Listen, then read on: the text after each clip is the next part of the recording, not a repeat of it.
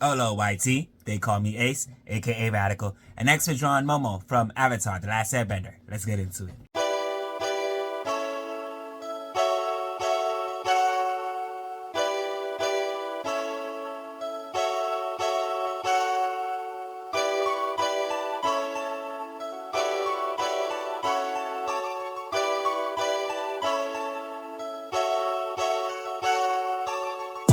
Let's dance. Light pencil sketch. You know me. Today we are working on Momo from Avatar The Last Airbender. A great series.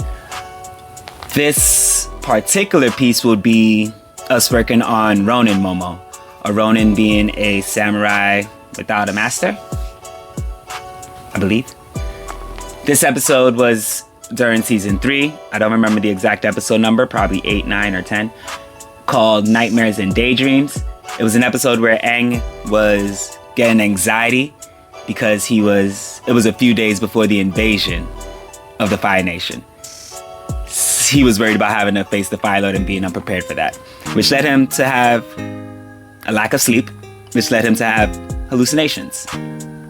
One of those hallucinations during that whole time was him speaking to Momo and Appa, and then they just started to fight each other for a disagreement that they had.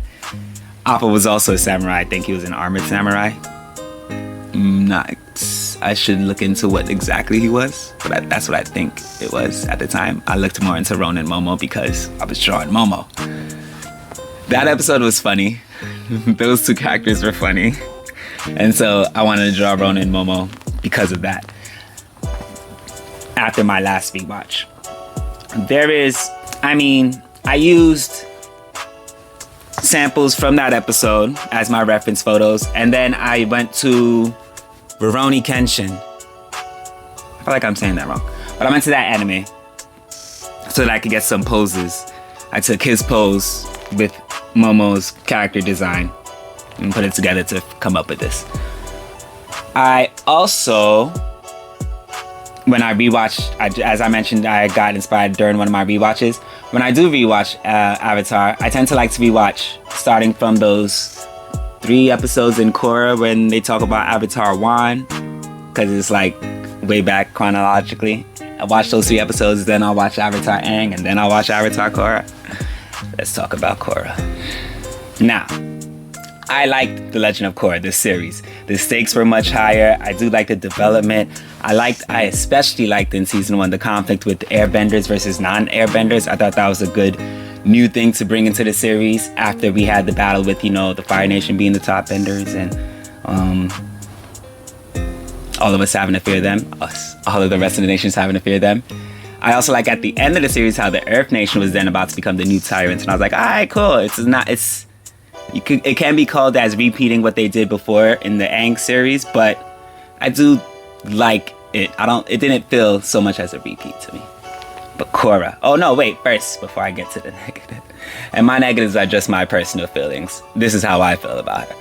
When they first introduced Korra, I loved her. I know that some people had a problem with her just coming out guns a-blazing and everything, but I was like, that's dope. She came out on boom, bam, beam, I'm the Avatar. Deal with it, doing all the bending except for airbending. And I was like, that's cool. And then she gets into the games and stuff, and even all of that stuff. I'm like, this Avatar is cool. I liked her. Then she started to do some dumb things. In my personal opinion, she is the worst Avatar.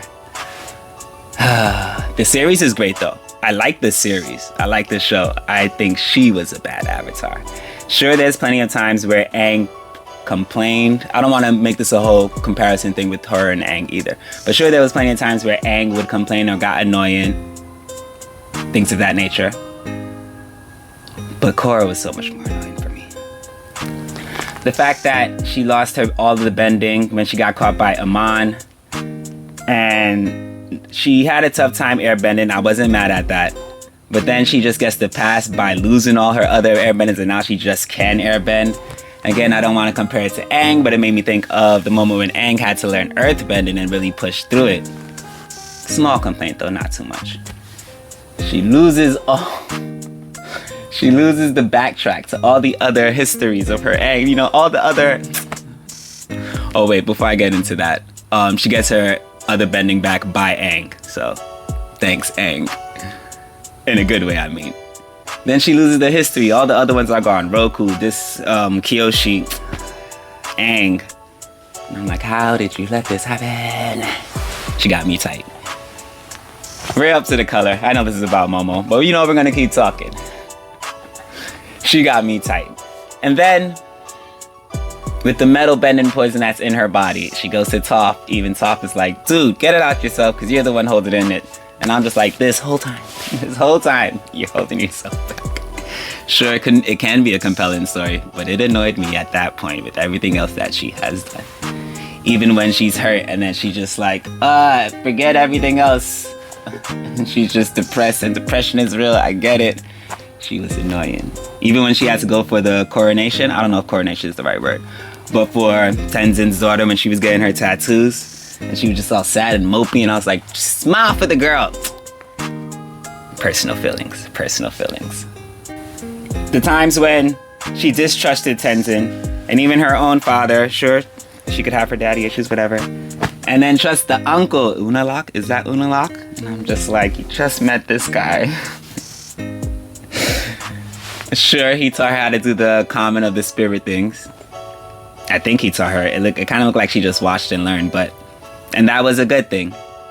Her opening the spirit worlds, connecting it to the human world. I don't know if that was a good thing or a bad thing. I feel like personally, again, that life will continue either way, whether they're connected or disconnected. She didn't do something right nor wrong in that scenario. And then she want to go and say Avatar 1 made a mistake for separating them in the first place. I was like, what? So then you telling me that the first Avatar made a mistake and you corrected this? Okay. I don't see that happening in the series. I don't see that playing out that way. I don't think things are better with it connected. Again, I don't think things are worse either. But she didn't have to say that. She got me tight. She seems to constantly distrust the wrong people. To trust in the wrong people and distrust the right people. Sorry, this is about Ronin Momo. One more time, I like The Legend of Korra, the series. I think Korra herself was a horrible avatar. I think she was worse than the water avatar that was before Avatar Kyoshi. I forget his name. They say he was the worst avatar, but honestly, at this point, I'm like, maybe he was just doing things for the spirit world. Love me some Aang, and I always rewatch Legend of Korra 2, even when I rewatch Avatar Aang. I just, as I mentioned, I like to watch it in that whole sequential order. Looking forward to the new thing, or whatever they do. They're supposed to do an Avatar movie with Aang a little bit older, and then they're supposed to do, I hear, the next cycle for the next Avatar. We'll see how far they go. I will be doing more variations of Ronin Momo. I do really like the design, and the character seems fun. Appa will be harder to draw. Just because he has more details. But I'll get into that too. Avatar is a great series, all around. Go watch it. And I like Korra too. She did some good. I'm glad she had a series. I just think that she wasn't a very good avatar. Anywho, you showed Momo in the black and white, and then there's 2 versions of color just based on how the camera took the picture early. With his sunset or sunrise. I don't know. We out. We are done. Thank you for sticking around if you stuck around for this long. Like if you liked the video. Subscribe if you with this noise. Share it if you're about that life. I really do appreciate you for your view. Honestly, I do. You can find me at Spilt Ink Ace on social media if you want to follow me on Instagram, TikTok. If you'd like to further support me, you can do that on Patreon. Also have a Patreon. And yeah, that's about it. This was an episode where we drew Momo, but we mostly talked about Korra. Once again, love this series, just to be clear on that. And she did do good things as well. The first metal airbending avatar brought back the Air Nation. She did good things, good and bad things. Like everybody, all characters. Yeah, whatever. Catch you guys next time. Later.